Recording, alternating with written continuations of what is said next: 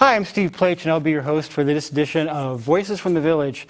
Tonight we'll be talking about homelessness and the right to sleep. The right to sleep and the homeless community in general has really been one of the major challenges of our country, and one of the most important aspects of that is the essential right to sleep.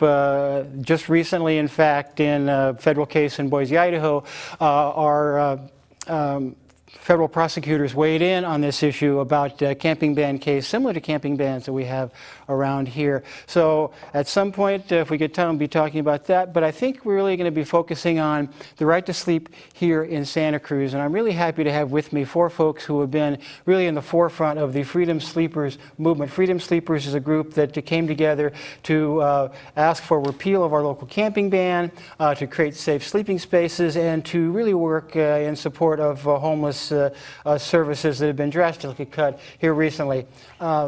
One moment, let me see here. I'll reject that. But I'm really happy to have with me four of the folks who have really been working so hard on this. Israel Dawson. Israel, welcome. Abbi Samuels. Abbi, welcome. Rabbi Phillip Posner. Rabbi, welcome. And Lucero Luna.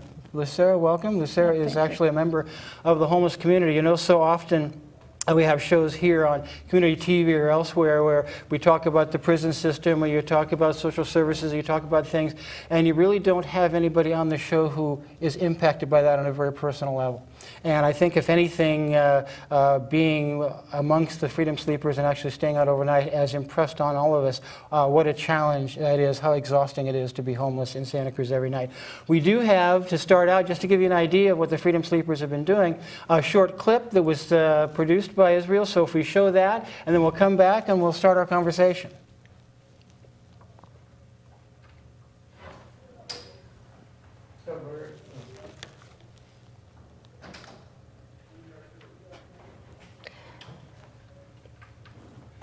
So when we come back, I'll just... Can I get something out of my backpack? No, because you have to unhook.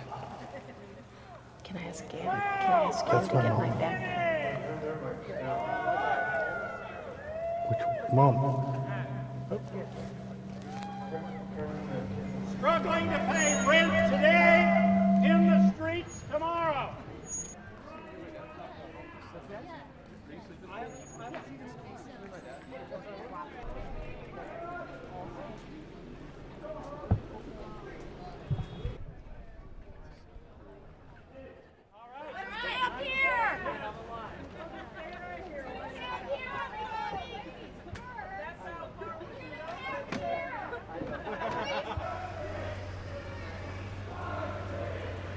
Promised land.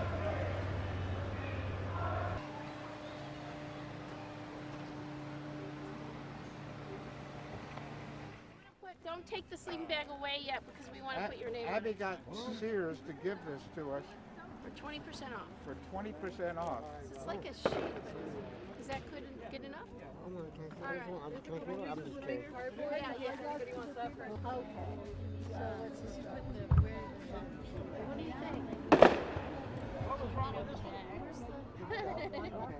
Everyone sort of expects me to know everything. Well, if you start at the ground floor. I really need absolute, fill this out, absolute hand-holding on every step. So Israel, thanks for... There's only one way to find out.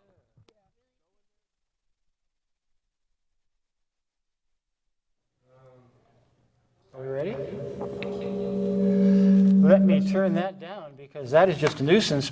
That is a short clip that Israel Dawson produced. Israel, you've been the videographer and documenting kind of the Freedom Sleepers movement in Santa Cruz from the beginning. That, of course, was footage of our very first overnight sleep-in at City Hall on July 4th. So tell us a little bit about your background as a videographer and kind of how you got involved, you know, to be the documentarian for the group.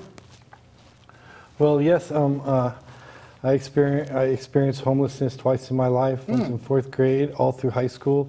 Kind of then went and started working in a 9-to-5 job, and basically a 9-to-5 job, and after that I went back to school, and basically in 2004 I made a documentary on the homeless community in Santa Cruz, just, okay. in a learning process. And then I've kind of lived in Santa Cruz and worked at Trader Joe's for the last 6.5 years.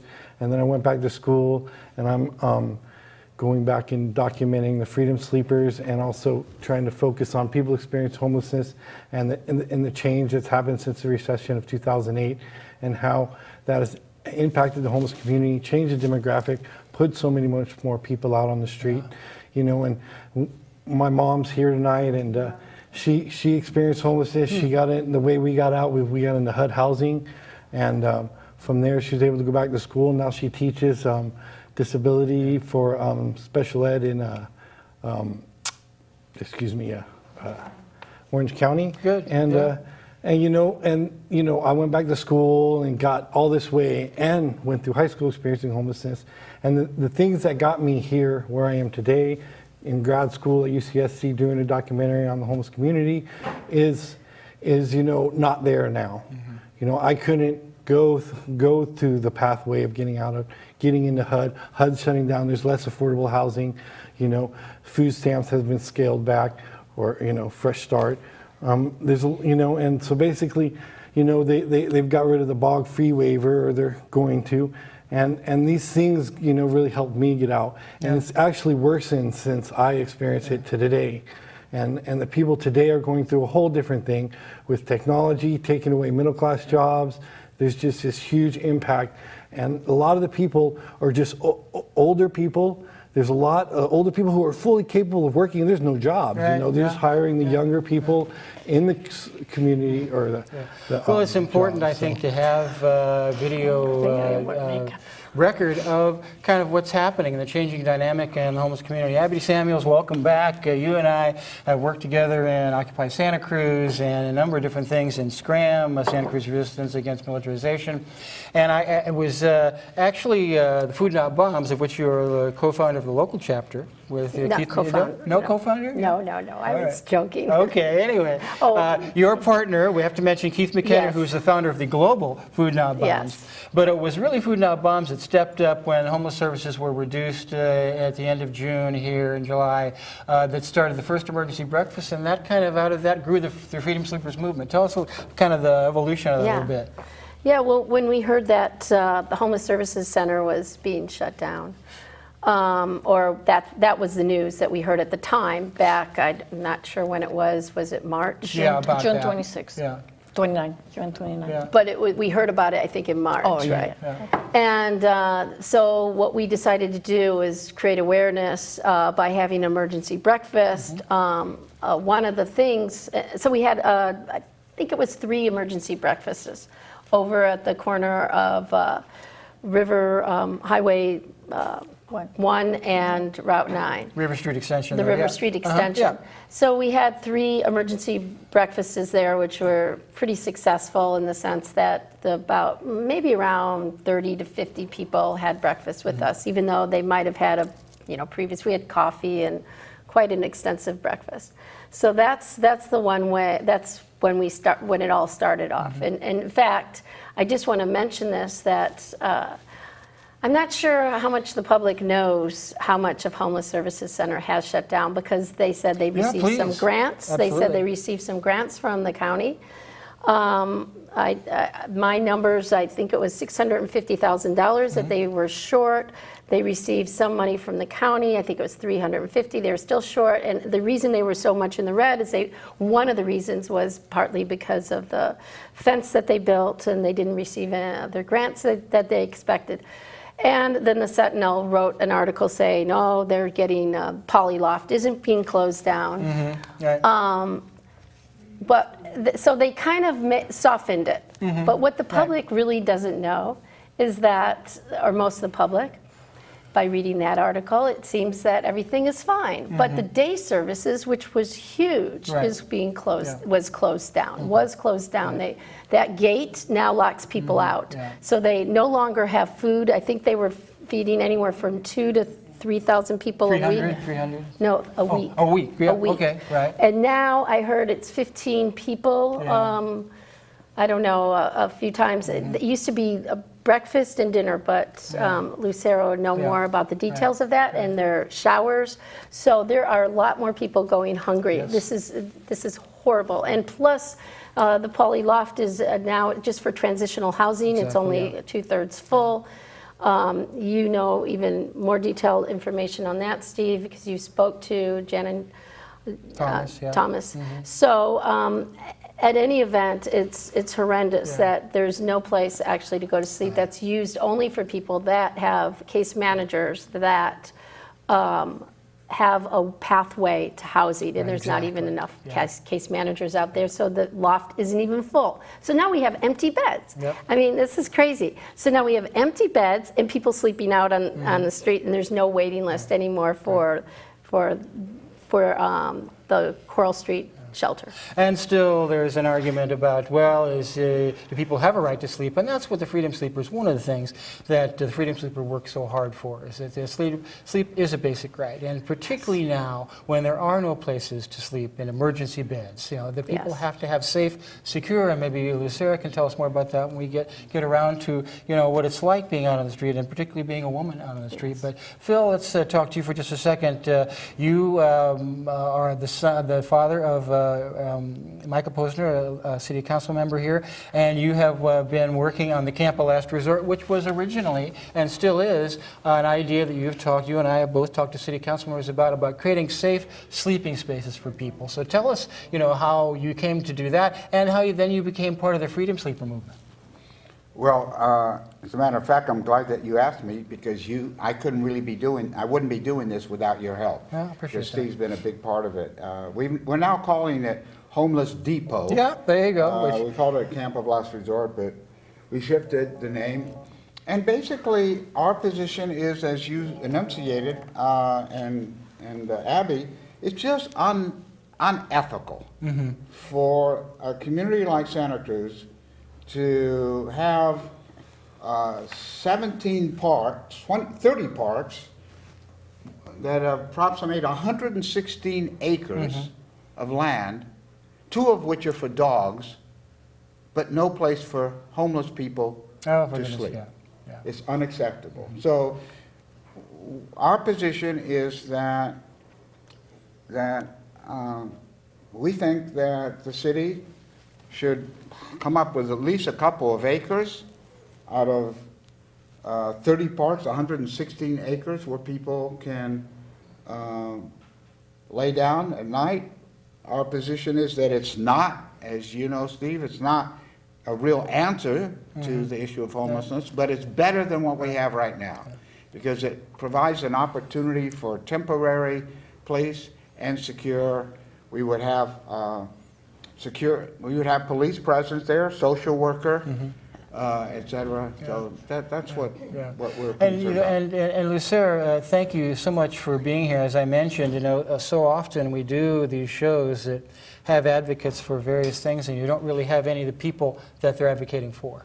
But you are a member of the homeless community here in Santa Cruz. Tell us what your challenges are day to day about trying to find a place to sleep, about trying to find services, about just trying to get along, and as much importance of being a woman out on the streets. Yes, well, it is difficult. I do still have a car. However, it's pretty hard to hide it from residents that are housed or businesses. So I get threats that they're going to call the police. And so I was just last Sunday, I think it was, I was at Capitol Mall, and someone called security, I suppose. I was taking a nap in the car, and so security came, and I was woken up by listening to the license plates on my car. He was calling the police to have it checked, and then he said, "Oh, hi, are you sleeping there?" You know, he says, "I can't really see you, so I'm afraid. I don't know what you're doing. I'm afraid." And I said, yeah. And so he asked me if I had any business there, and I said, yes, I actually do. I'm picking up some glasses. So he asked me when I was going to go to attend to my business. I said, now. So he says, okay, yeah, you have to do it now, otherwise I'm going to have to give you a citation.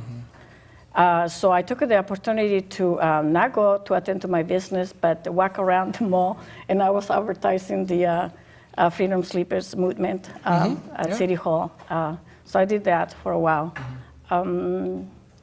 And just as far as the homeless service center, yes, it was countless of people that were consumers. I was lucky to get into the emergency beds first, and then I got in the 30-day for almost 2 months before it ended. So they served breakfast and dinner, but the biggest necessity were the showers. So.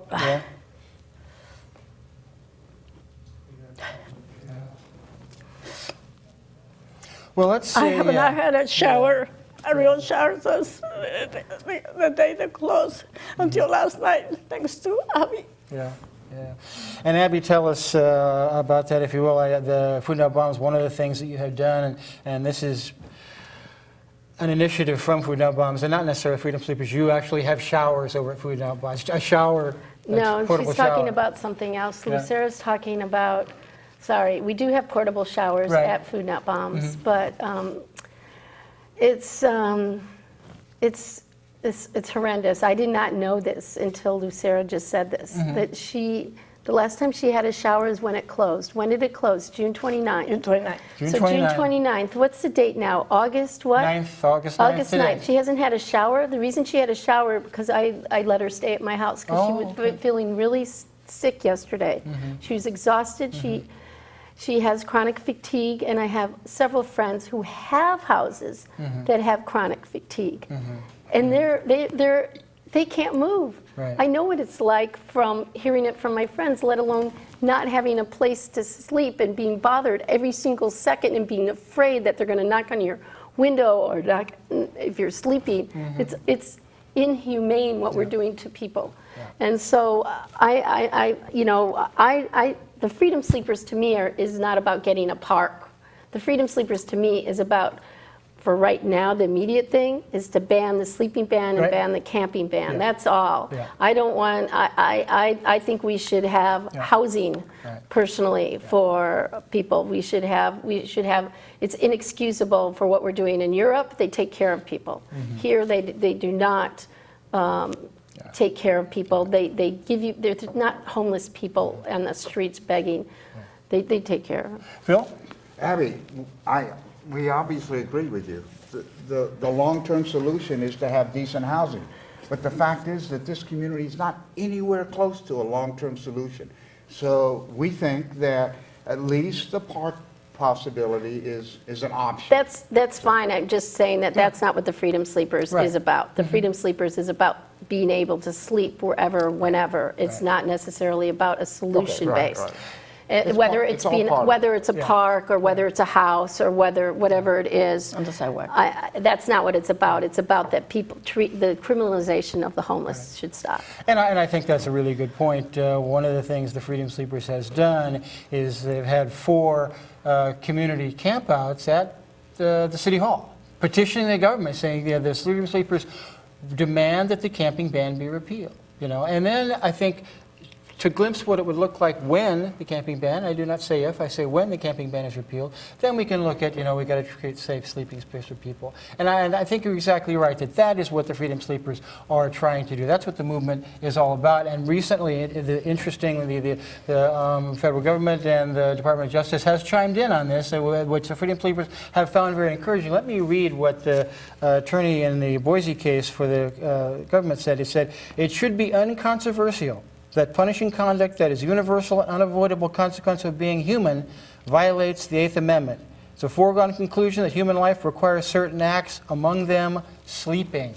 You know, and they went on to say some other interesting things about camping bans themselves, and I do think that's an important point about this, you know, Freedom Sleepers and what they're doing.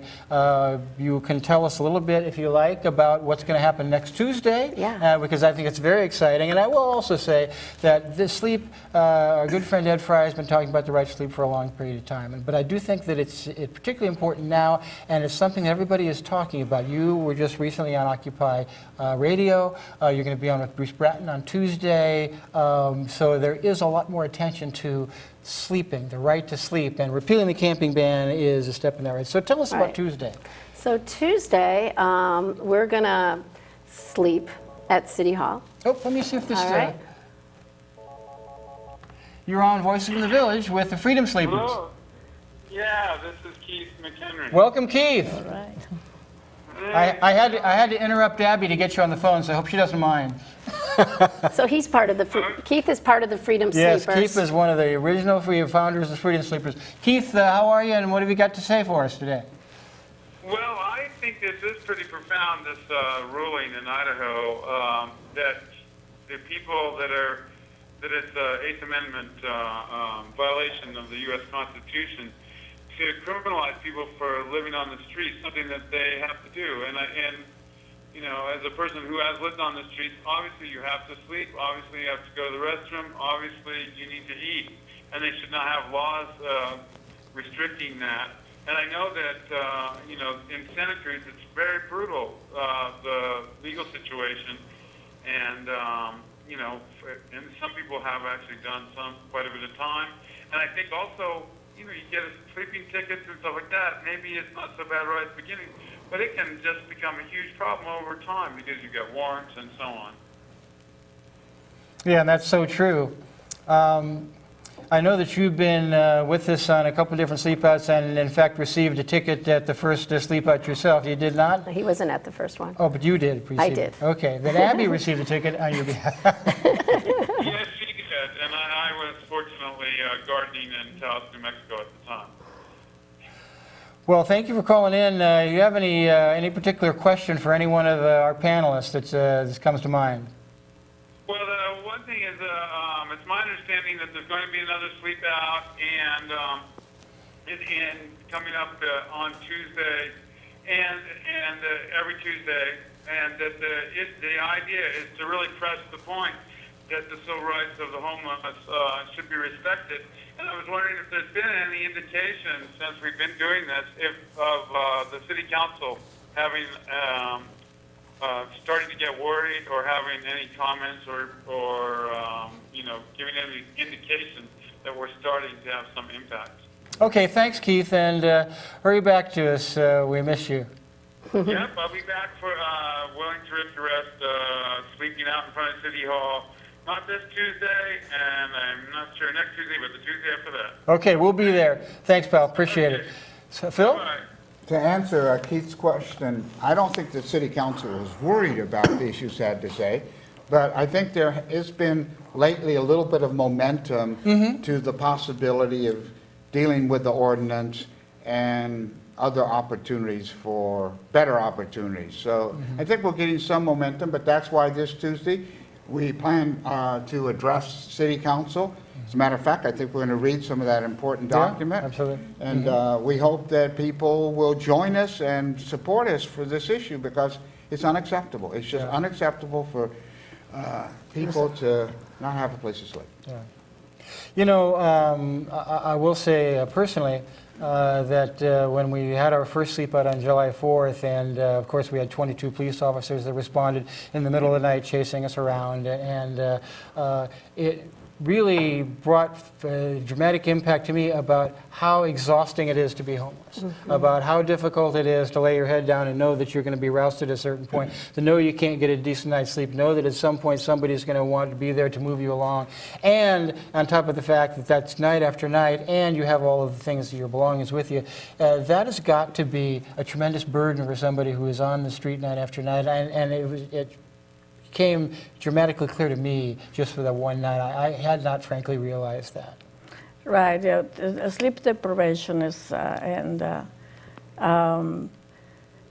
know, someone said that certain people that are unhoused and on shelter are not very respectful of police officers and security.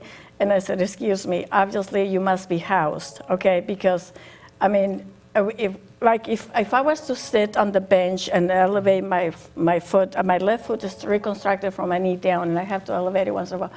But if they come and tell you have to not take the whole space, that you have to put your belongings underneath you. Yeah. But if I put how can I respect everyone like this? Excuse me, I have a reason to elevate my foot, right? To rest it. Let me get this friend, and we'll come right back to you. You're on with the Freedom Sleepers. You have a question for him? Comment. Oh, please. Hi, I'm actually one of the Freedom Sleepers. Yes, you are. A ticket. My name is Robert, and it's interesting to me that they're not giving tickets at this event when they ticket us at City Hall for actually sleeping, because I think they're maybe a little bit on the defensive. They haven't given us one ticket for violating the sleeping ban, though they are happy to give out those tickets to homeless people in other places in the city. Instead, they don't like the idea that we are at City Hall with our protest signs, with our petitions, trying to read their agendas on the city government public property at night. They've created a law that makes it illegal to be there. That's what they have been ticketing us for, and I'd like to get the comments of the council, I should say your council, frankly it's a better council than the council we got at City Hall, on that issue. And I'll hang up and take my issue on the air. Thank you, Robert. Appreciate that. And I think it's a good point, that they're not ticketing the Freedom Sleepers for camping ban violations. They're ticketing for being in a park after hours. And that may speak to an awareness, perhaps on the part of city government and by extension the police department, that there is an important issue of the right to sleep that's at stake, and there's something that maybe they're internally examining somehow. Lucero, did you get to finish? Yeah, please finish with your story. You were having your feet up and yeah, right. But see, the thing is, I can say that I've enjoyed the privilege of not looking homeless, whatever the look might be. Right. So, but yeah, if I carry my somewhat belongings, then yes, so I'm profile as a homeless person, and therefore I have less rights, like the right to elevate my foot on the bench and take the whole bench, and otherwise we have to sit up straight and put our belongings under the bench or underneath ourselves. Yeah. But what I'm saying is about respect. Respect for me is earned, and so when police officers just you can't sit there. We cannot sit there's the trees down Pacific, and it has a little surrounding cemented area. You can't sit there. We have to go somewhere else where it's more suitable. Yeah. And I think you make an interesting point. I was talking to Ryan Althouse, who is the new development director for Homeless Garden Project, the other night, the first time I'd met him. And he's from out of town and just came into town, has been hired by Homeless Garden Project, and a terrific guy. He says that he is just shocked at how much stereotyping there is about homeless people here. He says has never seen in his experience, and I don't want to quote him verbatim, but I will say that he was shocked at the level of stereotyping that Santa Cruz has for its homeless community. Yes? Yes, my experience has been that this is the most negative, the most abusive environment to be here at Santa Cruz. I've been in Ventura County. I was a full-time advocate there, undercover homeless for the people, Surfers Point of Ventura. Then I went to Venice, California, and I stopped at San Diego. Well, I went to San Diego and came back all the way here. And yes, definitely this is over there I was able to rest, they didn't have all this not overnight the parking ordinances. So yeah, there was more freedom there than there is here, definitely. And there is some light at the end of the tunnel. There's a bill in the California legislature that's going to permit people to sleep in their vehicles if they're legally parked in all other respects. And that's passed the Assembly and it's now in the Senate, so there's some hope for that. But as we all know, the Right to Rest Act, and before that the Homeless Bill of Rights, was stalled in committee by the League of California Cities. It says, you just can't have this. We can't can't have people, sleeping. And so that really has made it very difficult to get any kind of legislation through. Yeah, what's happening here is people don't want to see homeless people for several reasons. First of all, it's scary in the sense that maybe someday they might be homeless, because a lot of people are only one paycheck away from being homeless. Also, I think people are afraid because it just doesn't look like up to par like they want everything all pretty and nice. And that's another reason. And I think a third reason is people are afraid because they don't know, they never really spoke to someone who's homeless. And the biggest thing I think is doing Food Not Bombs for the last 2 years. The biggest thing to me is a lot of people have become my friends, and I am blown away how not different people are. And there's a lot of people that have mentally ill problems, substance abuse, but almost everyone. So I encourage people to come and share food, whether it's at a local church or at Food Not Bombs, to get to know people. They're not scary. Where does Food Not Not Bombs scary. meet? Where does Food So Not- we share food at the post office every Saturday and Sunday from 4 p.m. to 6 p.m. And while we're here talking about that very important work that's being done, make sure that if people know that are watching this program that there is an action. The Freedom Sleepers are going to be at City Hall. Tell us about that. So I want to continue on that Please. topic. So yes, City Hall. This Tuesday and every Tuesday, beginning at 3, going on until the next morning with breakfast at, I believe, 7:30 in the morning. And we'll have food all night long. We usually have peanut butter and jelly and sandwiches and pastries and donuts and stuff like that. We'll have, I heard we're going to, and coffee. I heard that we might have I'm not sure if we're going to have some kind of announcement. We'll have a meeting. We're also going to be going, I heard we're going to have, I wasn't here at the last meeting. That's what at the last General Assembly we had on this topic. But I heard there's a fashion show. Oh, really? There you go. That's what I heard, that they voted on a fashion show, so wear your pajamas. So if you come, please dress in some pajamas. And if you want to talk to the city council about this, but especially this Boise, Exactly. this just happened a few days ago. This it's not a ruling, but it's what's it called, Steve? You know more. This is called, and I get the cover page out here. It's called something informational, but. What It's a statement of interest of the United States of America. The Justice Department, because these are matters of national interest, has the ability lawfully to weigh in on these issues, and they have done so in this case, Hall versus City of Boise, which is all about ruling whether or not their camping bans are constitutional. essentially, to me, what they're saying, it's really written in layman terms. It's really amazing. It's the first time I've ever been able to read something and understood it. That's a lawsuit, a case.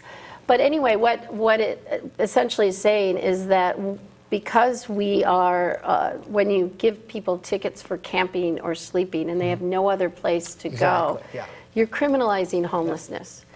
And there's a lot of things we're doing. They put mosquito, yes, electronic mosquitoes, so to discourage campers up in the open space. treating people as mosquitoes. I mean, it makes me so angry. This is horrible.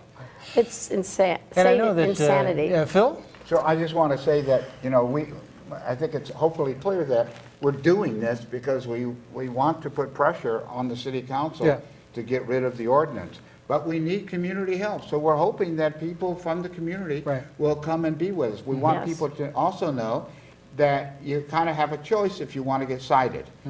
Some of us have been cited, some of us have not. If people come, and and the police come and they're asked to move, if they move, they don't get cited. But they're there to show support and solidarity for the homeless people that are there. I want to share with you that today, as some of you know, I'm an author of a book, and I sell my book. I met a guy downtown who was really interested in the issue, and he wants to know more when our issue comes up before City Council, he wants to come to the meeting. Right.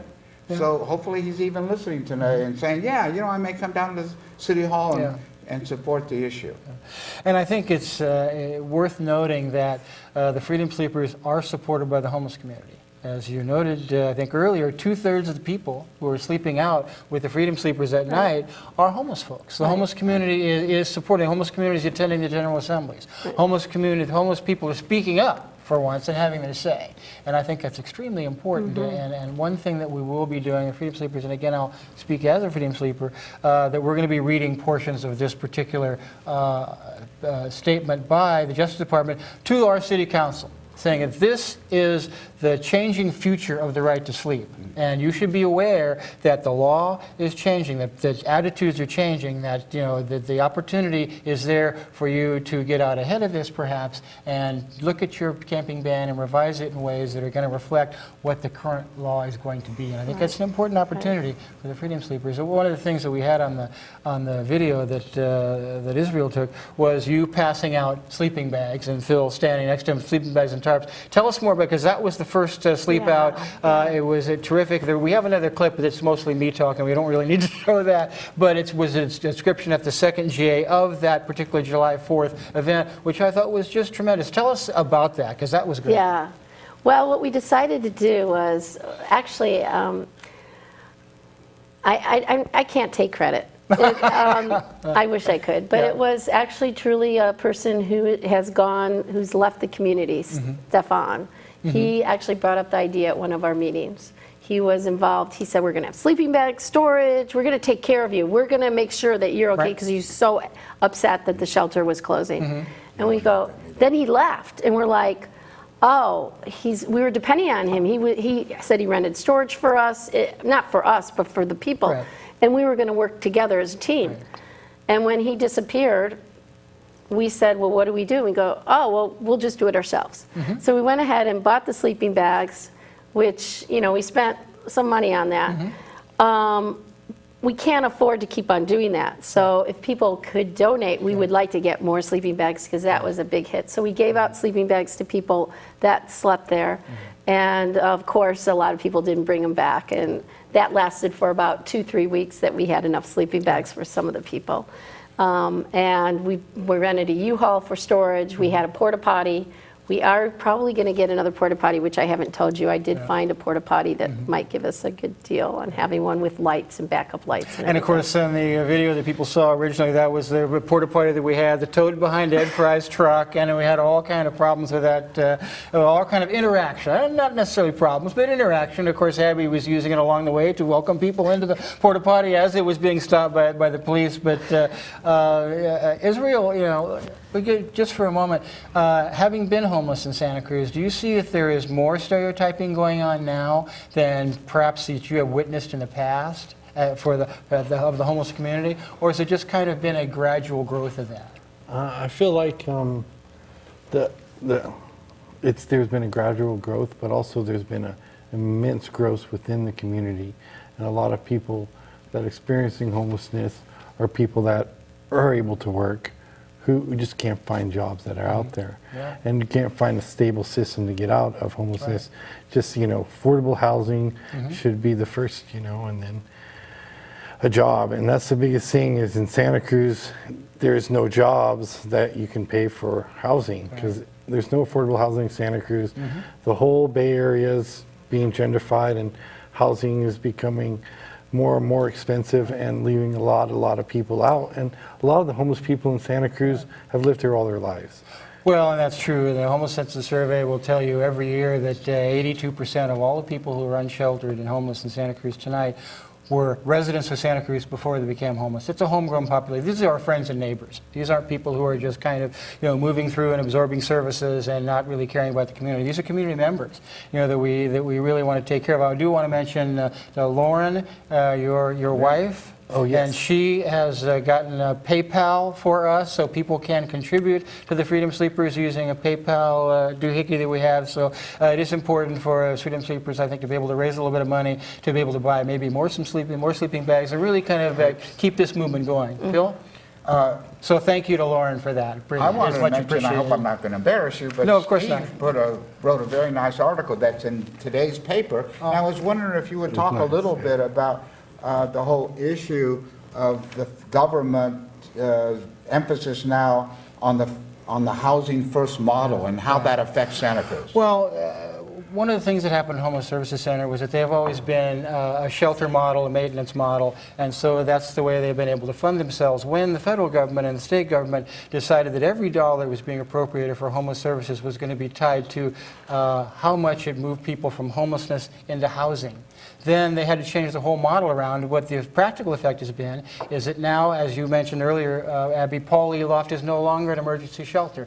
Those 46, and with the ADA extra 50 beds, are now housing transitional. They are no longer shelter. They are housing transitional facilities. And so we can't forget the fact that there are people on the street. You mentioned earlier, and Israel, you mentioned that unemployment is the #1 cause of homelessness. We are all prospectively one paycheck away from homelessness. When that happens, even if we want to get back in the employment market, even if we want to try to get into a pathway for housing, there is no shelter for people like Lucero, people who are out in the community, just to get some rest, to get themselves ready for the next day, to get back into a system that might improve their economic circumstance, that might improve them. So.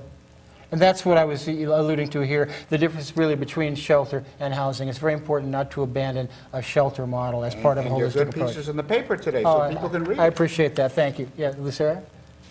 Yeah, I just want to respond to the employment and get into rehouse or whatever. It's the thing is, once you put a known address for the homeless, that's it. That's the end.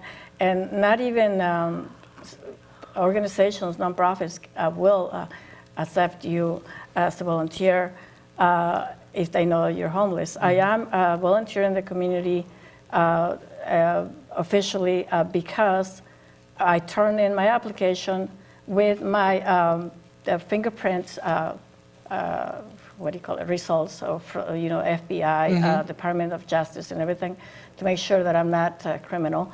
And so it was turned, the application, the background check was turned in at the same time I had the interview, so there was no time to check my address. And so So you got the job. that's what I got, a volunteer job. Yeah. Fundme.com. Fundme.com. Yeah. Yeah. Might want to check that out. Yeah, we'll take a look at that. Thank you. And thank you, Lucero, for saying that. And again, we go back to this fine statement of interest from the Department of Justice, which this Freedom Sleepers will be reading on Tuesday at City Council. Yes. But let me read just one other excerpt from it. It says, "Sleeping is a life-sustaining activity. That is, it must occur at some time and in some place. If a person literally has no place else to go, then enforcement of the anti-camping ordinance against that person criminalizes him or her for simply being homeless." And that's exactly Yes. what we're talking about here in Santa Cruz. It is the criminalization of homelessness itself. And one of the last things it states in there, which is really important, is that what it does when you start putting people away or giving them tickets is there an endless cycle. And just like Lucero just explained, now her address is in the system. Right. If anyone does My a credit face. report, that's it. They're going to see, oh, she was homeless. And there is a whole, it is discriminating. Yeah. And you can't prove something like that. They didn't hire you because you had 115D Coral Street on your And really one of the resume. things that, and again, people should come to City Council on Tuesday and really hear excerpts of this read because it is powerful words. One of the things that we're saying is that the camping bans themselves are just economically non-viable because they criminalize not only homeless folks who really can't afford to respond to this in any way, but that also takes up time of the city park rangers and the city police and the court system. It's just completely Yes. unnecessary. That it's an economic burden on the entire system that really we could do certainly without. As a matter of fact, on February 20th, there was a fine article in the Sentinel, "Criminalization of Homeless is Expensive and Unproductive." And it's a really important statement. One of the reasons that we're saying that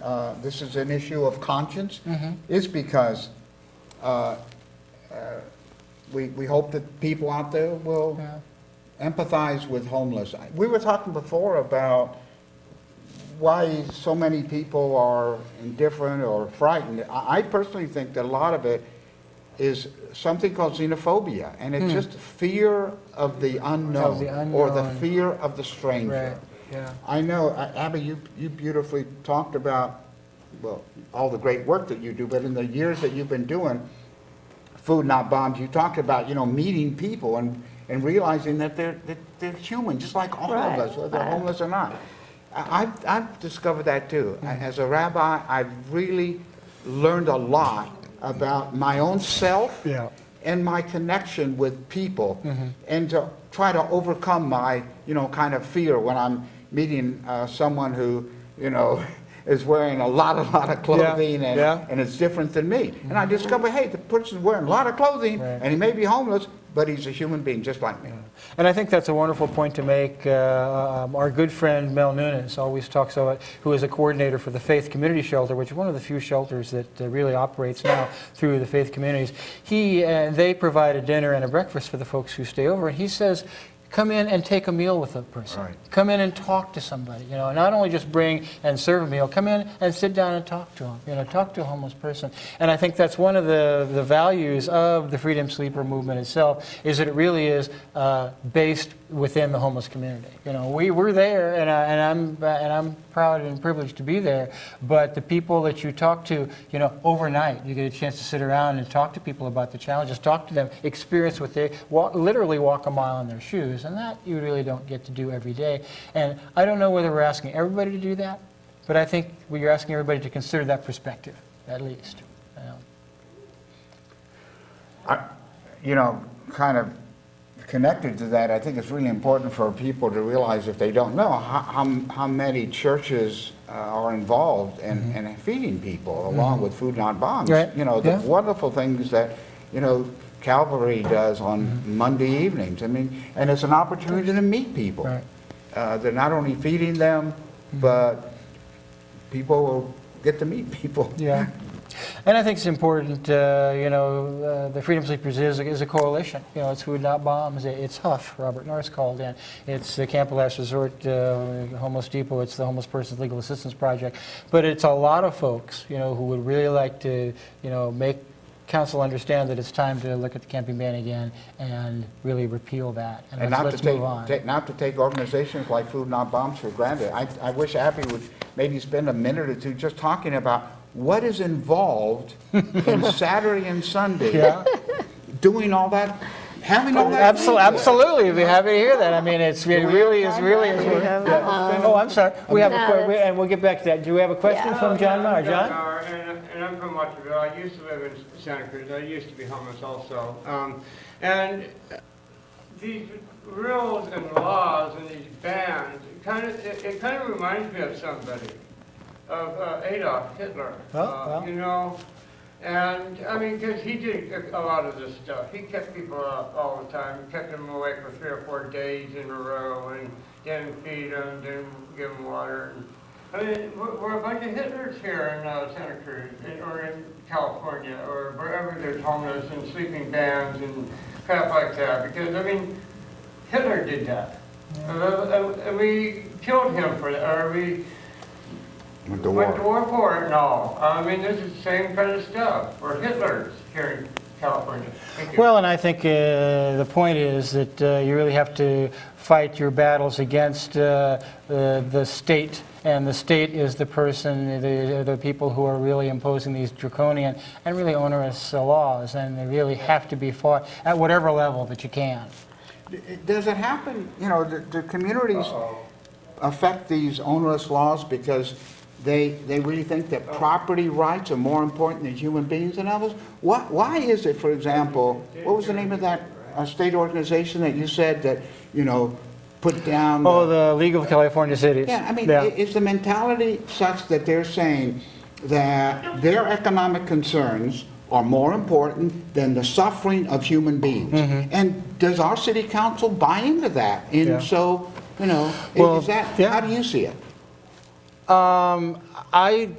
don't have a long history here in Santa Cruz, but I will tell you that my observation has been is that property rights are elevated over human rights, and I think there's no question about that. I do believe that in many communities where they've made some real strides in helping the homeless community for more positive outcomes, the business community actually buys into that. The retailers, the tourist industry, they say, well, let us help a little bit. Here in Santa Cruz, that's almost entirely absent. And that's just my observation of what I've seen. So yes, I do think there is a distinct elevation of property rights, of real property rights over human rights in Santa Cruz. You know, and the interesting sorry to thing say. is, the interesting thing is that if we can provide shelter, and I'm not saying that the solution of the parks is the total answer, but No. if we provide a place for shelter, in a way, we're helping the business interests because there will be a place, and and homeless people will not be all over the streets. Blah blah blah blah. What I think people think, this is my observation. They don't want them here. Yeah. Leave Santa Cruz. Go somewhere else where there's more shelters. Just go to the middle of the valley or somewhere. Go to Sacramento, and people send their buses to They put people that are homeless on buses to other cities. Then they land at a city, they don't know anyone, they don't have any resources. Yeah. Their resources are here. Right. They have a right, just like everyone else, to be here. And like you said, most of the people, 80% of the people are homegrown from population, here. There are absolutely more is. homeless Yeah. people that come here, I heard, from the summer, you know, but for the most part, and they use the same statement in every single city. In the middle of the winter in Cleveland, everyone comes here because they love Cleveland. They love the winters in Cleveland.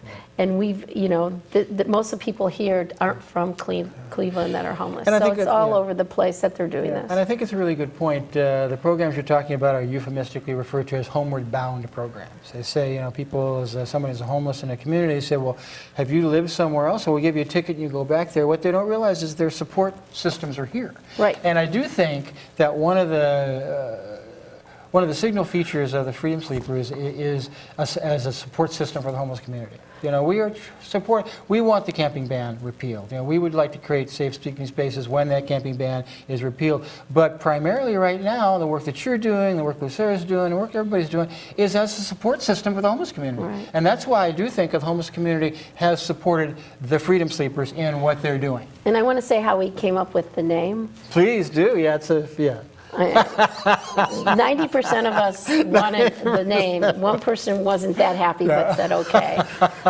Well, this is really kind of important. It is important. We have a freedom writer. Phil, From who the was very 60s. humble about it. Absolutely. But there's only like 300 freedom riders. Yeah, about a little bit more than that. That's But not very many. Sad to say, a lot of them are not alive A anymore. lot of them not alive, and they just had a reunion of the Yeah. freedom riders recently this year.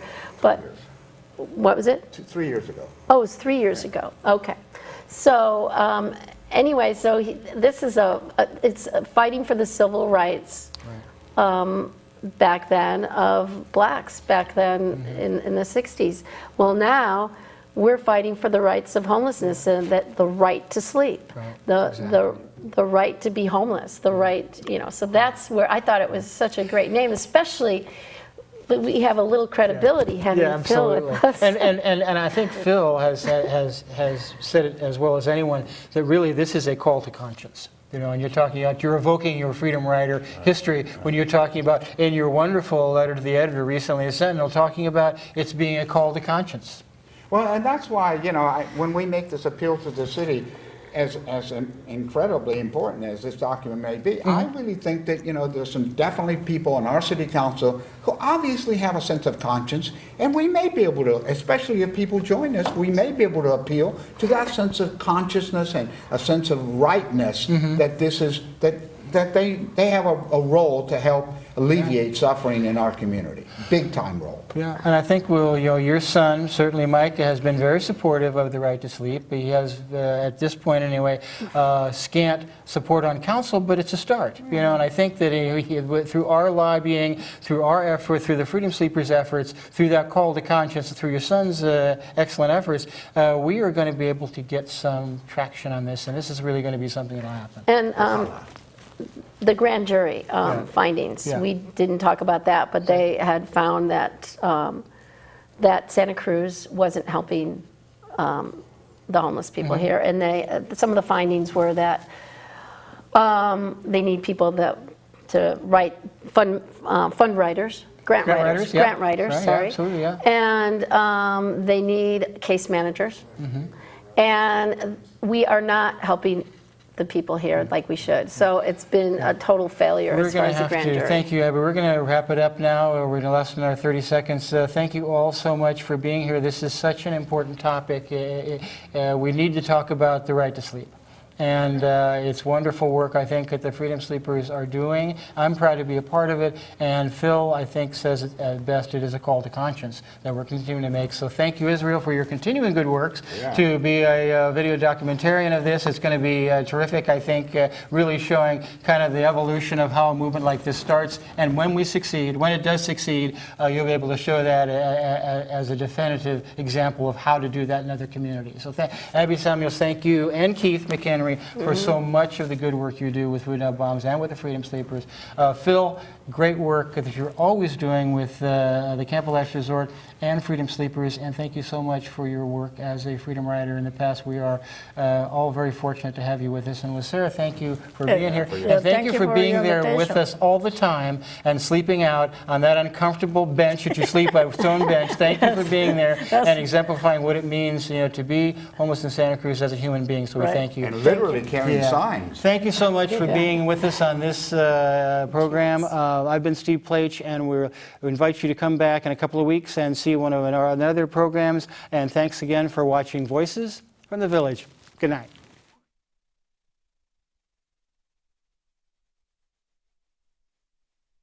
Report back. I think that, as you know, we were here, decided to take our action over to City Hall. Unfortunately, one of the folks in the motorhome was stopped right up the road. Ed and his car was stopped right around Cooper Street, so that took half an hour or so. Finally, the police decided they would give us an escort to City Hall. So escorted over to City Hall, where we commenced to pass out tarps to everybody, sleeping bags to everybody, put some food out. It was in my view, a tremendously successful event in that we had maybe 25, 30 campers, of which maybe 2/3 were homeless folks, not just the housed. So it was wonderful to have them, and there were more homeless folks streamed in kind of as the night progressed. People kind of got situated in their sleeping bags and their tarps. I was kind of the overnight monitor, so I was watching what was happening. It was a terrific scene in my view. I think we really built a community. We were in solidarity with one another. People like Linda Lamaster were there. David and Becky were there. I mean, really, the community activists who've worked so long and so hard on things like this were there to support the people who were committed to stay overnight. So everybody got kind of settled in. And it was, it was wet. It was raining. Alex Drosy was there taking pictures. About 1:10.